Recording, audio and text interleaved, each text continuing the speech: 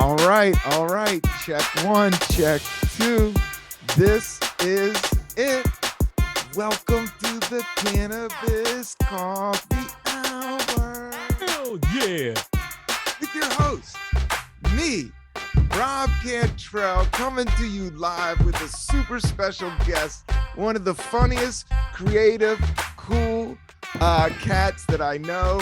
Please give it up for director, comedian extraordinaire, Victor Varnado.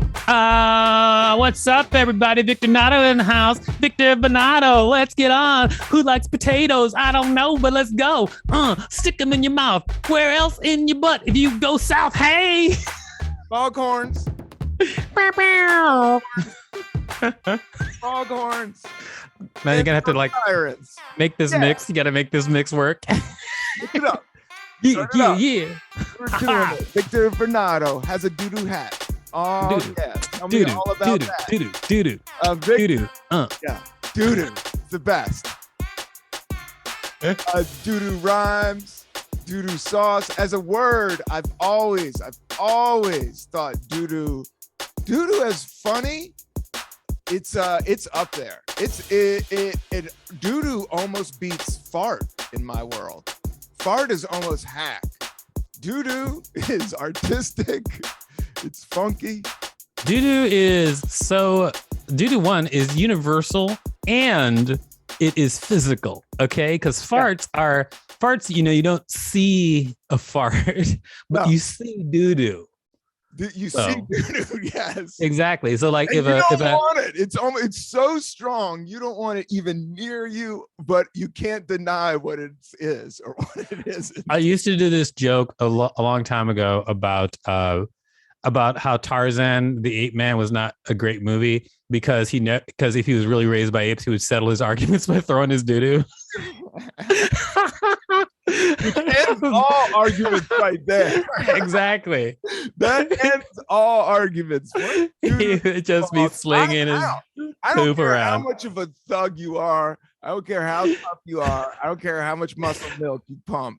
Thugs would avoid him. They'd be like, don't mess with that dude. You piss him off, he will hit you in the face with doo-doo. He will hit you in the face with doo-doo and diarrhea doo-doo too. Exactly. He only eats like prunes and corn just to be ready all the time. But you know what they say. If you smell really close to roses, they smell like doo-doo. Who says that? It's an Outkast song. Oh, really? Outkast. Oh, yeah. That's right. The dopest lyric. It's one of my favorite lyrics. And he says poo-poo, which is a little bit classier and more musical. Yeah, his clothes have sparkle, so he has to say poo-poo. Yeah. Are you excited? Okay, Victor is doing Dynamo Kingdom. This is a 420 event that I've been talking about on this podcast. This is not just a plug. I'm actually curious. This is a one-of-a-kind stand-up live stream show, and this is the director, the mind behind this whole thing. Tell us about Dynamo Kingdom, Victor. Dynamo Kingdom is actually an extension of these parties I used to throw. Did you ever go to my parties I used to throw at my apartment? Yeah, I mean, I've heard about them and I've been through, and I always knew it was a good scene, but I always had a baby. Like I was always, but I think I stopped through a couple times and hung out.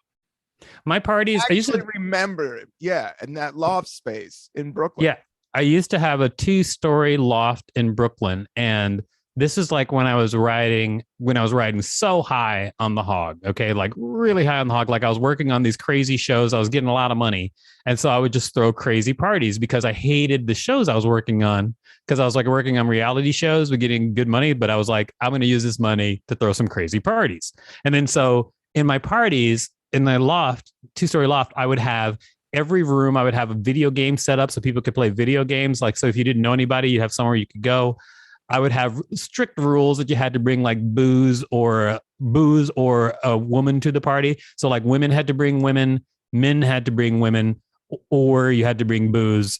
The reason being because the more women that are at the party, the less women feel threatened. Because if there's only a few women at the party, then they are like meats on hook to dudes. And if there's more women at the party, nobody feels threatened. And No, so I we mean, would, if you're throwing party, that's everybody knows that equation. Yeah, you yeah, gotta have. You don't want too many dudes at your party. exactly. And so like I would just get people to bring people to the party. And then if women were like, why are you saying you have to bring women to the party? Then I would explain why. And most of the time they'd be like, oh, I get it. Just because I didn't want a situation where like women felt uncomfortable at the party. But then, so there'd be stations for games. And then on the top floor, we would have a DJ playing or some of this kind of entertainment. Once I had like a karaoke band at the party. And so like I would just throw these parties where just like it was so much fun. And then people would come to it. And then like, random people would show up. One time, DJ, would you DJ or did you have? no. I would never DJ. I would always have somebody else DJ. So I would just throw parties so I could enjoy the party. I went to a party of yours and you had Prince Paul DJ at Comet. Exactly. Prince Paul was DJing. Yeah, dude, that's heavy for my world. That is super heavy. Oh yeah. I was into it. And then so Dynamo Kingdom is like these parties, but it's also like a show and a party. So at Dynamo Kingdom, there will be video game stations where you could play and win prizes. There will be that at the party. All you awkward stoners out there. I'm one of those cats. Give me a video game console. Exactly. We have a dude who's making like an indie designer who's like debuting a new game specifically for the party, which is pretty crazy. Yeah, and then indie games, they're dope.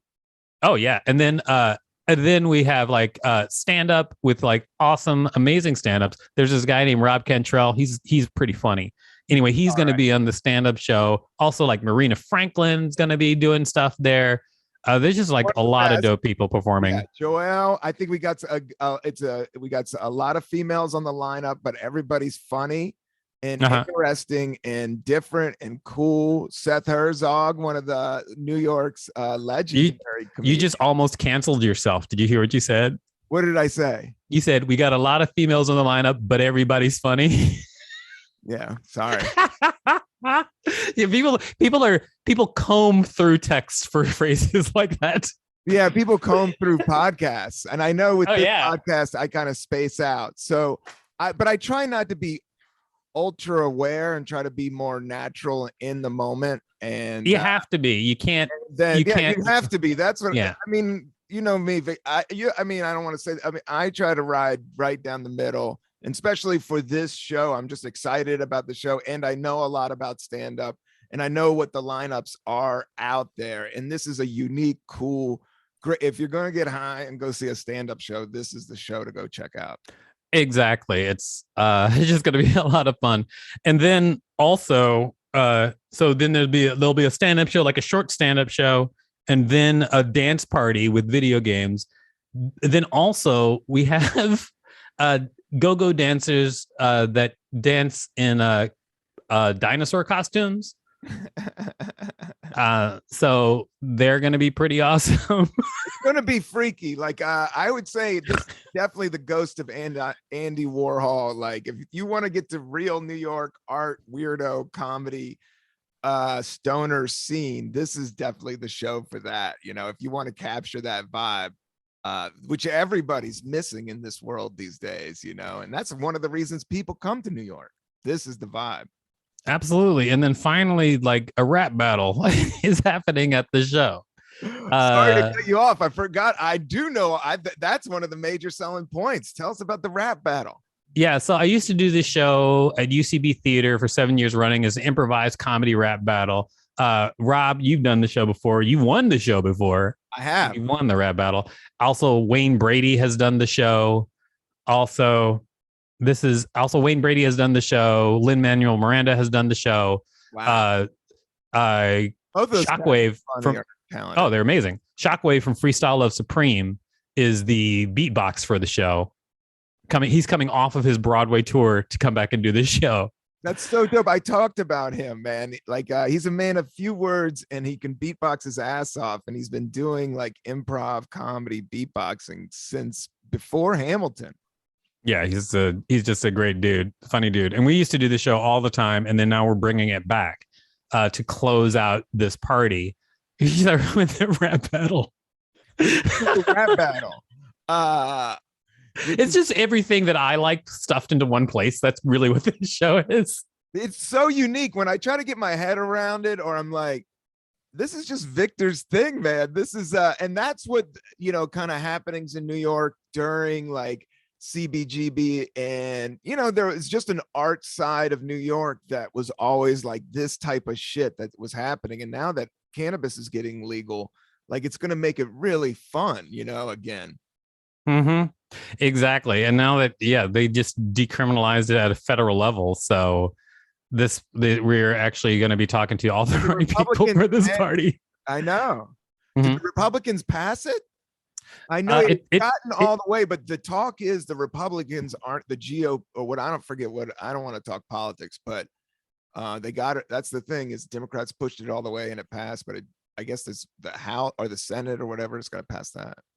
Yeah, I think I don't know exactly what's happening, but I know like it's just changing. Like it's changing. Yeah. It's becoming like everybody knows what it should be, and some people are resisting because some people resist no matter what. But you know what? Just let me borg it up. Resistance is futile. California's been doing this forever. Colorado, which I'm playing Colorado right after this gig. Victor locked me in early. This is kind of I've had some really fun gigs on 420 over the years. I don't always get them, but sometimes when I get them, I look forward to them. And this is one I'm super looking forward. We're doing a live stream of it. This is like a one-of-a-kind night that's going to be live streamed out into the universe.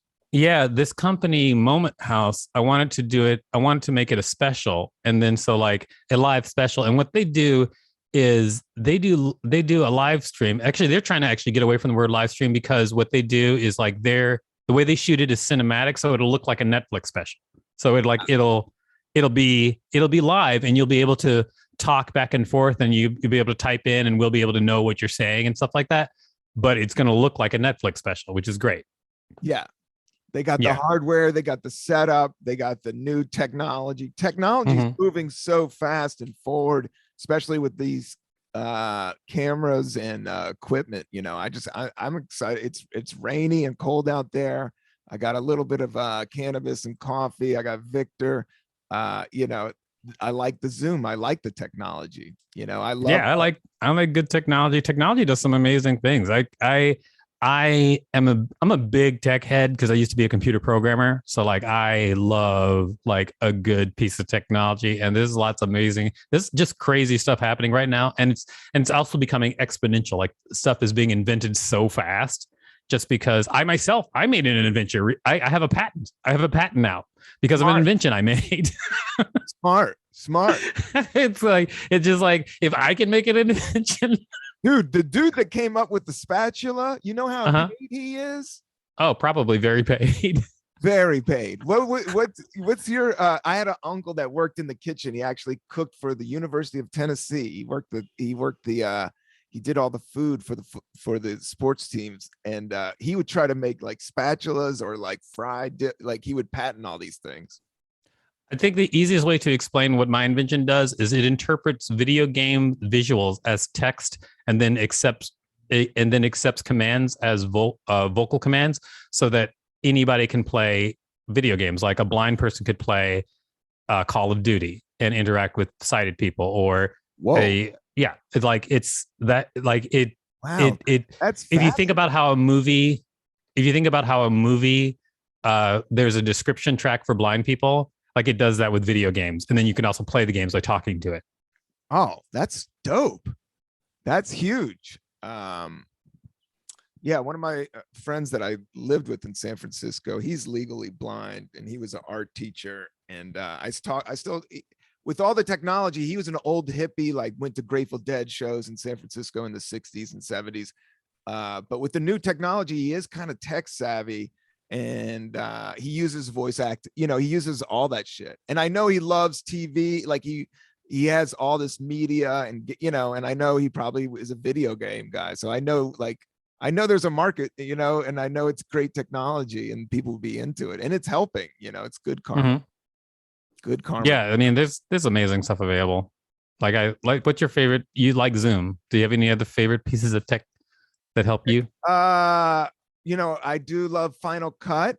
Oh yeah, I think that's sick. I think these MacBooks are sick. I love this Lacy mixer. I love Shure mics. I'm looking into this beat machine that I got on layaway. It's called a Roland 404. It's like it's really good for like punk rock, like making beats, just like really small and compact, but sounds super professional and analog. So I'm looking at that. And then I'm also looking at a GoPro to shoot this. Like I've done a few things with a fisheye with my phone on remote. Next time, Victor, I'd love to go out to a nice coffee shop in Brooklyn or wherever we're at and do this live. So I'm looking at the GoPros. What kind of tech are you looking at with like cameras and shit? Like, are you filming this on a real camera off your computer, or do you have this a rig up? No, this is just like on my this is on my iMac from the iMac camera, but I just know about lighting. So I have a light up here that is on my face, like giving me a nice glow. And then I just have like, I have it like, like how you can get like LEDs for your yard, like that are colored lights. Yeah, I just have one of those on a stick behind me, so it makes the background all purple together. So it like just makes it look like a set, even though it's all in my house. Yeah, man. I think people are really getting into LED and lighting and tone. I've been burning incense. Like incense and lighting is like a major like senses, like you can calm yourself and relax yourself and like have a cool purple light. You're just like, yeah, let's make some music like Prince. Yeah, for real. The music just like Prince. I'm actually gonna start. So finally I'm gonna put out an album as King Supernuts, which is your moniker. King Supernuts is Victor Varnado's rap name. Your name is cool. You don't even need a new rap name. I know Victor loves a good dick joke, and what he loves better is a good ball joke. So King Supernuts. King Supernuts. I've been working on rhymes for King Supernuts. Like I have a great battle rhyme for King Supernuts. This is two lines that I think are great. Like you don't want to let them out there if you're going to do them on the show, but you can. No, I'm not going to do them. I'm hosting the show, so I can do this. This is going to be an album. So it's just like I'm King Supernuts and my shit's so spectacular. I got a lazy eye, but I can still see how whack you are. Oh, you're definitely using that in the battle. Yeah. Yeah. Got a lazy eye, but I can still see how whack you are. Yeah. Oh, dude, that's a great line. That's a bar. You just everybody, just a gold bar. I'm coming after people. I'm gonna make a diss Instagram against you now. This is happening. I'm coming after you. Don't come after me. You know me. I'm not the king of battles, man. I'm coming after you. Too bad. Freestyle. I got to sit in a room and write like rhymes for a couple days before I start unleashing the dragons of what's happening on the microphone. Oh yeah, don't even try to diss me. Diss everybody. You better phone home. See, I could do a diss, but I'm not trying to go into negative energy these days. But I will say, just to plug your show, because I'm not on the rap portion of the show, but he's going to do a battle rap. And I've been on these shows and they're awesome, but they aren't fully negative. And even like the whacker rappers win because the crowd just wants it funny. Like the stand-up environment, or like you were doing it at the UCB, like it was a comedy club environment or like a laugh environment, which is different than a music environment. Whereas a laugh environment, like, so what's cool about Battlelicious, it really doesn't have that negative energy. People will go hard and sometimes it might veer off, but the crowd almost brings you back into the funny zone because you want to get laughs, Yeah, it's that's what it's about. It's about getting laughs, about having fun. We had Kira Herzog win before. She's 70, so she came to the show and put it down as a 70-year-old woman and won because the crowd was just like, yeah, because she was just like going for it and it was just great. And she's just beating everybody, even great rappers, just because she was 70 years old and she was like making some rhymes. Everybody was like, yeah. Yeah, with rapping, like that's what's so. I mean, I one of my personal beliefs is deep down inside, everybody wants to rap and everybody wants to do stand up. Like I've always, like I just think, even if they're hating on it, I know why they are hating on it because I am a professional hater. So I know why they're, but deep down inside, like they're the two funnest things is rhyming. But rhyming is just pretty much linking the turns. You know, it's not as hard as stand up. You know, stand up is hard as hell. It takes forever. I think like deep rhyming, like when people do like those fucking like really connected rhymes, like those are super hard. Like that's Oh yeah, that's yeah. definitely hard. Technically, I mean, I don't. I mean, I'm a bit of a hater, but I will say, like, I don't come in. I'm not a super fan of Eminem or even fast rhyme styles. Uh-huh. Like, my love kind of came in towards Run DMC and like think and Houdini and so but when it got fast and super technical, I guess KRS-One is kind of where I start to check out. Like I just don't care. Like the song has to be funky. I think music is mystical. Like when you capture, and I think Eminem has captured some moments, but when you capture a joint, you know, a good song or good, like, you know, when you capture it, it's just like getting a good laugh or something or putting together a good special. My favorite rhymes are just those that have a high level of emotion. And that can be sometimes it can be people who have like very intricate rhymes, or it can be somebody who doesn't have a lot of intricate rhymes, but just like has a lot of emotion behind it. But that's really, if it really hits me hard, like if you're talking about Eminem, like that Stand song, that's great. Like that's just a great song. And it has a lot of emotion behind well it. produced. Yeah. I mean, Yeah. the beat is sick. And his flow style, yeah, that's just like a super well produced, great song. But when you talk about emotion, it's like, as much as DMX was so over the top thug, you know, like just gangster, but you could feel the emotion in it, and it just hit you. Like it kind of emotion is good. and I I like think Brother heavy Ali. Do you know metal that is guy? the same way. Is just like when something's like undeniably emotion, whether it's positive or good, you just I don't know, you vibrate towards it. Yeah, I like Brother Ali. Do you know that guy? Yeah. Yeah, he's great. Like he's a great example of doing them both. One of his songs, Prince Charming, is like one of my favorite like rhymes that's just like really, really great, but also super funny. He's like so solid. Dude, he's amazing. And yeah, he's up there with like Ghostface. Like he rhymes like in terms of like I do like lyricists. I guess maybe I'm just a hater of Eminem. Because I do Well, love you said you're a professional hater. I know. I got it in me. I try to work through it, you know. But because I do love Ghostface style, and I do love like Wu-Tang. Like I do, but what emotion was like Old Dirty Bastard was so abstract, and that's what made it so dope, you know. And it was emotional, and it was just so crazy that, you know, nothing else. You know, with art, you know, dude, if you're with art, if you're original, the king is like it can't be duplicated, you know. That's I like agree. that's like the shit. So once it can be duplicated or it's just riding some other shit, you know, but when it comes out the box, like Dynamo, just to bring it back to Dynamo Kingdom, there's never been this show. No, there's never been anything like it. And I'm always about that. Like I'm always trying to make things that I haven't seen before. Like I do that constantly. Like I'm always just like, if I something I come have across, to watch out for, because in the cannabis lane, like I try not to go, you know, it's so played out with like pot leaves and everything. Like I try to like keep it real. And that's what I think with this 420 event, Victor, you're not going heavy handed, like, but it's just kind of a nod to the date, and it's probably super weed friendly, you know? yeah,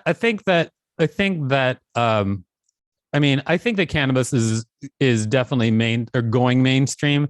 And I think the problem that most people have is that anytime there was a cannabis thing, it was almost like a fight. It was like, in your face, America, cannabis, come get it. And I'm just like, let's just do a great party. And it's a cannabis event. Like it's a cannabis event, but like, it's not about, we're not trying to, yeah, it's very like, we're not shoving it down people's throat. We have people on the show who's like, do I have to smoke to be on the show? I was like, no. But there have been shows like that where they're like, yeah, everybody has to get high. And you're like, no, you don't have to. Yeah, that's this show. Like, I don't care if you're high or not. Like, I'm usually pretty high when I'm doing it. And you know, it's pretty much my reaction to everything. So I'm just about, let's have a good time. I just want to have a good time. Yeah, you just want to have a good time. And that's what I'm about. And that's why I got into stand up. And I'm excited for, it seems like Omicron and all this stuff is starting to die down. I'm excited to start performing live and get out there and do shows. Yeah, and start, maybe even shooting some more stuff outside in New York. Mhm. Are you looking forward to the summer when the weather gets warmer, my man?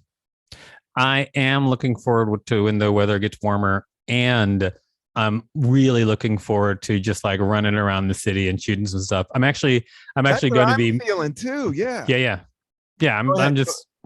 Oops, excuse me. What kind of camera Hey. would you be fucking with now? Like for this, I guess Moment House is handling all the cameras and stuff. But are you what are the is it still the red cameras, the big shot, or and then there was the other one, like I don't know, Black Magic was one that is like super pro.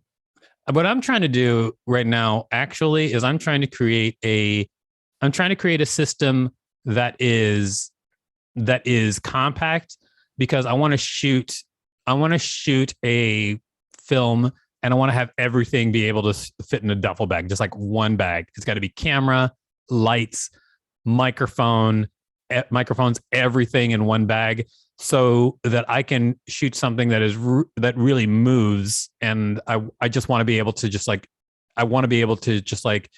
take away any barriers. Like it, when you're shooting on a big film, there's like setups that are crazy.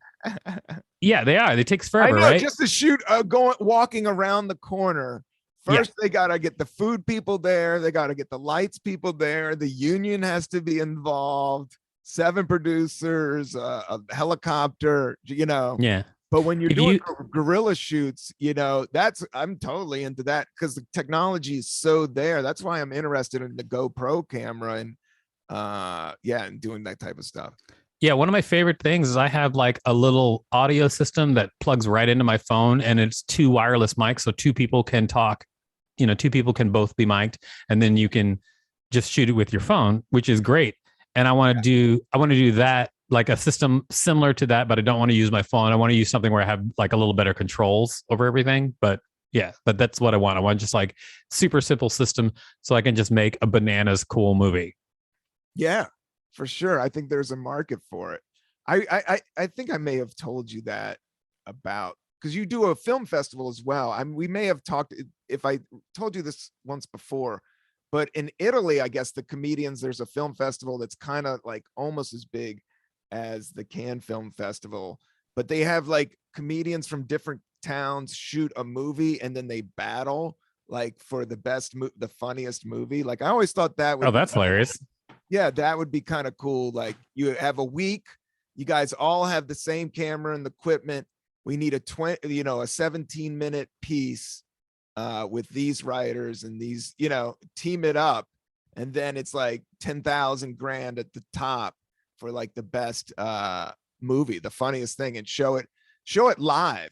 There's something about, Victor, I wanted to pick your brain about directing, and that's a lot of like, cooking and Zen philosophy. It's all about making decisions and stuff like that. But yeah, but making and then that makes a funny film. Like I always thought like the groups that like maybe Brooklyn versus Queens comics and do like a battle royale of film.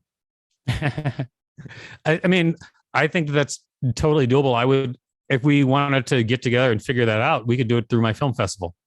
I know. Tell us about your film festival. We showed our Victor directed Rub My Feet, which is a very beautiful song and beautiful film. He I look at these old videos. Victor directed a video for me. I have to say thank you very much. And Adam Dubin, this great director, directed and Giannis Pappas directed it. And I look back at him and I was very thankful at the time, but now I look at the cuts and just like, man, you got a great eye for directing. Oh, thank you. My lazy eye? The other eye. The other eye is good. That one's funny. That's your funny eye. Victor actually was I just kiss your ass one more time, but I'm not really kissing your ass. I'm just very interested, and I just want people to know because it's kind of a cool fact is that you directed a special for Comedy Central called the Awkward Comedy Show. Yeah, Awkward Comedy Show. But it was the first, it had Hannibal Buress, it had Eric Andre, it had Marina Franklin, which is going to be on Dynamo Kingdom, and then yourself. And that was like the first time Eric Andre probably did stand up on TV, was it? Or, you know, it actually might have been his first television performance. I'm not sure if it was Hannibal's too. It might be Hannibal's first. I think I'm not so sure too, because it was kind of like we were all kind of doing these shows in the Lower East Side, and those guys kind of popping. Yeah, these are just like these are actually just like my buds that were hanging out at the time. Did I ever tell you the origin of that? Tell us the origin of the Awkward Comedy Show. The origin of the Awkward Comedy Show is I was kind of popping as a comedian at the time. Comedy Central was like, hey, do you want to do a half-hour special? And then I gave them my material for half-hour special, and they were just like, nah, we don't think you're ready yet. And then I just made my own special with my friends. So I was like, forget that, I'm ready. And I just made one. Yeah, and it was a little bit before everybody started shooting their own specials. Like I always was impressed by, you know, Victor kind of gets art in terms of, I've talked about it on this podcast. Like he produces his own thing. He directs his own thing. He looks at things with a mind for, okay, I'm going to make money over here, but it's still creative, but I'm also going to do this weird bar show that he ran. You ran one of the coolest Lower East bar shows that I did back in the day with Micah Fox for like a few years, right? Maybe I've done a lot of bar shows. Although I think that when things started to go much better is when I realized that with just the way the world is in the internet, for the same amount of work you can put into a bar show, you can put into something that can touch the world rather than 30 people in a bar. But you do learn how to handle hecklers and keep your cool when drunk people are throwing up on your shoes. Absolutely. But your bit about Mach 3 razors. But the thing about the bar shows is like now I'm like, okay, other people can produce bar shows. I'm going to do shows that can go to a bigger place. Yeah, for sure. I mean, actually, to be honest, Dynamo Kingdom's kind of a bar show, but it also is going to be streamed live around the world. So I know, and the venue's dope in the sense that it's a music venue, but it's still small, but it's in a really cool part of town. So it doesn't ever have like this cool of a venue. Like, Seth Herzog does his show there. I've seen really cool music happening there. They have DJs, but now comedy's popping. They have a lot of comedy. Are you excited? How big is the Chelsea Music Hall? Like, the Chelsea Music, it's actually not a lot of people can be in the Chelsea Music Hall. Like the Chelsea, we only have 200 tickets available at the Chelsea Music Hall. So live in person, it's gone. They're not all gone. The tickets aren't all gone. There's still some tickets available, but I will say that, they're it's an intimate they're venue. Not a lot. Yeah. What? And it's a really intimate venue for like the lineup. And so it's going to be packed. And but you still get this like kind of, you know, CBGB, like small rock club vibe to it, which will be cool for a stoner comedy show. It's great. They actually have, they have one of my favorite things, which is a fog machine. That is definitely getting used a lot during the rap battle. Oh, you got to get some lasers. The thing about fog machines, it goes great with lasers. So Victor, we get fog machines. Oh, there's definitely going to be lasers now that you mention it. That's a great idea. There will be lasers. There will be a fog machine. Yeah, hit the lasers on the fog and it goes. It looks so 80s cool. Fucking, oh my gosh, that's a great idea. That's definitely happening. I think Runner in the house. I think that when people do the dopest rhymes, we should just turn on lasers. always. That's what the Fresh Fest, you know, I saw Houdini. My first concert was Houdini, the Fat Boys, and Run DMC on their first album at the Fresh Fest in Roanoke, Virginia. But the lasers were like those little tiny, like green, like total Tron out of Tron video game lasers. But they would hit the smoke machine and write bubble letters in the sky. Like nice. I remember it just looking so futuristic, but it's still so 80s at the same time. The Who has a really good, they're all wasted. There's a cool video of like Pete Townsend doing this slide, and then these lasers hit all this like smoke machine above them. It's just a classic rock bit too. Nice. I was the last time I did a show with Battlicious that was just like super iconic was where we were doing the show and everybody was dressed as animals because we just had like a bunch of animal costumes for some reason. You weren't on that show, but it was fun. So everybody rapped as their animals. Oh, dope, man. I would definitely get a peacock or a pelican. I would definitely be a rapping pelican. Nice. Or beaver would kill it. What were you? Were you a spider? I could see you being a spider. I think I was a dog. You are a happy dog too. I think I was a dog. Dogs are dope. I will always go on record saying dogs are dope all day.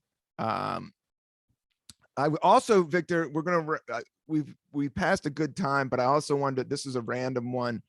What do you think of the new Dune? I watched that. Did you see that shit on? I did. I saw the new Dune.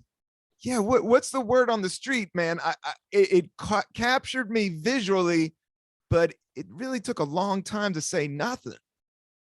I think that is like the new Dune was. Yeah, it was visually just straight up amazing. Like visually, it was great, but there just wasn't like a lot of impact, emotionally for me.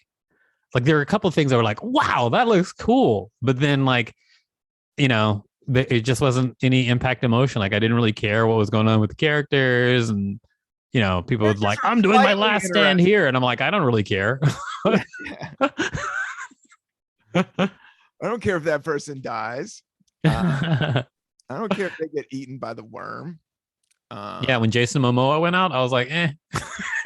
Yeah, his whole angle in there was like he was not nerdy enough to be in that film. It was like they got the high school quarterback and nerded him up to be in this super sci-fi, because Dune is a level, not to talk, but in Dune is a little bit more intelligent. It's just super nerdy sci-fi, man. Dune is like classic up there. And visually it was awesome. It was like, it was just like sci-fi porn, but it just took forever. And at the end I was just like, okay, they made it to this weird city. Is there a Dune 2? Is that what they're building up to? The original movie was, or not the original movie, but the original book covered all of that in the book. Like they cut it in half for the movie. So like the new Dune is half of the bock. So yeah, that's why it seemed like it was halfway done, because you're like, what? It's over? Yeah. Did they just run out of money? Did the pandemic hit like right at the end when they get to the place with riding the worms? I was like, I get it when they want to split things in half, but like when they split something in half, like still make that movie, stand on its own, because it just does not. A movie that stood on its own, which was really fun, was Back to the Future 2. Back to the Future 3 was actually better than Back to the Future 2, but Back to the Future 2 was its own thing. I'm just saying that because that was a movie where they shot both of them back to back, and that was like one of the first times that they did that, where they shot a whole movie and sequel side by side. Is that George Lucas or Steven Spielberg? Somebody big directed that. Yeah, there was neither of them. It was Robert Zemeckis. It was Zemeckis. Roger. Yes. And what else did he do? Robert Zemeckis, like I think Back to the Future was his first like giant thing, and then he's done like a lot of weird stuff. Like he's really into Frank like Oz. Was he that crew? The Muppets crew? No. Was he in the Muppets crew? No. You were about to say I cut you off. I'm sorry. No, that's okay. He did like Beowulf. Wow. He did that movie with Tom Hanks that was like motion capture about Christmas. Like it was a train and Christmas. I forgot what the name of that movie was. It was like Christmas Train or something like that. It wasn't Christmas Train, but I'm sure they a lot of wild. Yeah, it was Christmas Train. Yeah, Christmas Train with Tom Hanks. And you watch the first 20 minutes of it and then you fall asleep, but it was still very beautiful. Yeah. Yeah, the Something Express. I forgot what it was called, but like it was a Christmas Train movie. Yeah, he did that. That looked really cool. Yeah, Robert Zemeckis did some very interesting things, and then he got wrapped up in CG now. So he's like really CG motion capture. Like that's his baby right now that he's working on. Nice. High-end super effects. I get it. That's dope. Yeah, I like him. I like his stuff. Robert Zemeckis is badass. I want to make stuff that is as good as his stuff, at least. At the very least. Okay. Yeah, for sure. He's an epic. No joke. But I had 2 quick questions and then we'll be done. And you can be back to working as hard as you do, Victor. And I appreciate your time. But I'm gonna go masturbate after this. That's important. You got to get it out. Gotta have a little release. Our age, right? Isn't it good for the colon or something? Somebody told me it was something. Oh, prostate might be. But what was the last thing you got high and watched on TV? The last thing I got high and watched on TV. Let me tell you the last thing I got high and watched on TV that affected me the most. Okay. If that's more interesting, if that's where. Well, I mean, the last because I'm very ADHD, and so like I take a little hit now and then just to actually just like kind of calm me down and like focus me a lot, and then sometimes I'll get like high, but most of the time I'll be like a little bit buzzed. I love it. But then the last thing I saw where I was like so high, and then I was watching it and I was like, whoa, was the Dark Crystal series on Netflix. That is, get high and watch that. It's amazing. That sounds awesome, man. That's how I got into Dune. I don't know. Sometimes the sci-fi doesn't pay off, but there is a nerd in me that just loves some good. I love Star Wars. I can just get lost in fantasy and the Dark Crystal puppets, weird puppets. Oh, that sounds amazing. I suggest the Dark Crystal series on Netflix. Yeah. All-time things that you should watch when you're high. Fully Cooley is one of those things. FLCL. Look that up. It's amazing. Is that an animated joint? It is an animated joint. Fully Cooley is amazing. Ex Machina. That's one of those things. Watch when you're high. It's just great. I love it. The Thing. John Carpenter's The Thing. That's great. It's very scary. I interviewed one of the actors, Thomas Waits. He was also in, but he asked me to do some stand-up at his acting class, but he was in that film. He was like one of the major guys. He was also in The Warriors. But so I got high and rewatched The Thing. And it's directed by somebody super heavy. The Thing was directed by John Carpenter. Yeah, John Carpenter, who did no, I said Halloween, it was John Carpenter's The Thing earlier. That's why I'm laughing. Yeah, did he do Halloween, right? John Carpenter? Yeah. He did Halloween. The original Halloween. Okay, I was going to spin off on breakfast, what you had for breakfast today, but I also was going to say, what did you have for breakfast today, and what's your favorite horror movie? Oh, my favorite horror movie is Prince of Darkness. Oh shit, that sounds scary. It's weird. It's so fucking weird. It's so weird and it's so scary. And then it's just like one of those movies where you're just like, what is happening? Like at the end, you're like, what is happening? Because basically the devil shows up at the end of the movie. I know that there's nothing scares me more than the devil. Like all these fake slasher dudes. Like I'm like, dude, I seen a homeless dude scarier than you the other day, like in the subway. Like you're not scaring me. When they start talking the devil, I do get scared as shit. Yo, I was actually hired to write a horror movie once, and then the story I came to them with, they were too afraid to make it because there are these texts like texts that were commissioned by the Catholic Church that talk about the devil, and in the text, like they say in the text, like if you asked for the devil to appear before you and you if you ask for the devil to appear before you and you are true in your intent in your heart, he will always come. So like the church wrote that down. And so like, that's what I was like, we should do a movie about this. And they were like, oh no. I was like, but that's really scary. To me, and it scared the shit out of me, man. I don't even know. That's scary, right? I might have to cut this out of this podcast. I don't know if I want that information out into the universe. You should cut it out and just you should say this part was cut out and then just show your reaction. Oh no. No, that's hilarious, man. Yeah, that should yeah, that's a scary. Well, Yeah. let's go back. Then the thing about scary movies, like I think it's just like adrenaline rush. So I kind of get it. I went through like a horror movie phase. I went through like, but I usually get stuff gets played out. Like even coffee. Like I like coffee, but I'm going more tea these days. Uh, but everything about horror movie, like you ever watch something really scary and then you're like immediately like, we got to put on something funny. We got to put on something funny. Do you ever change the mood because you got too emotionally freaked out by what you Definitely. watched?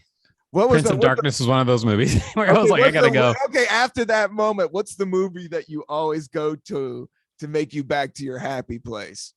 I know Hey everybody, it's The Emperor's New Groove. That movie's so funny.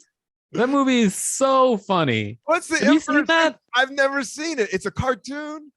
Yeah, it's really fun. It's a cartoon. David Spade plays the lead.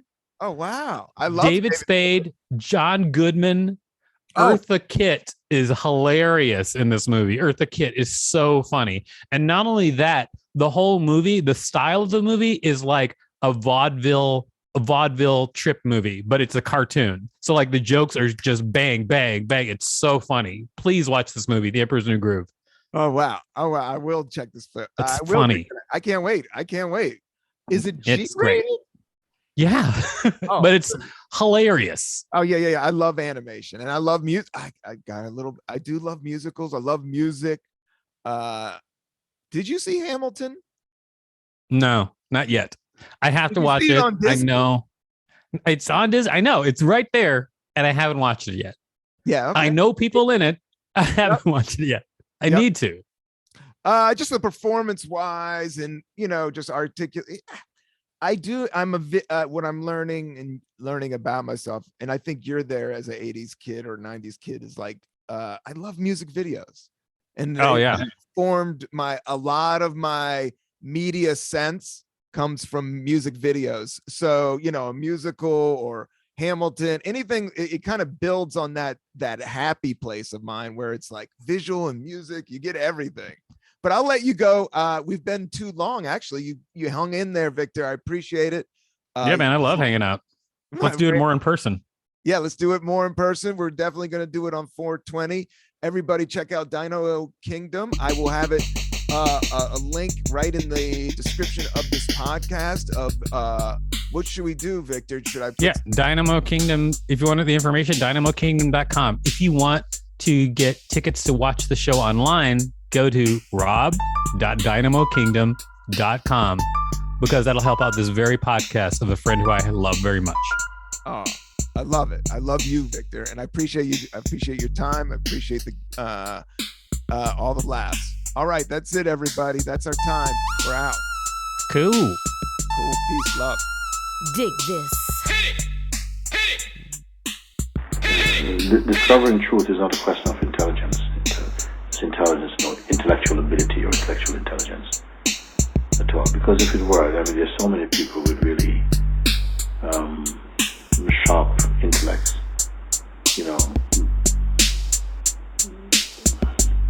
They have such skill at comprehending or going to the point.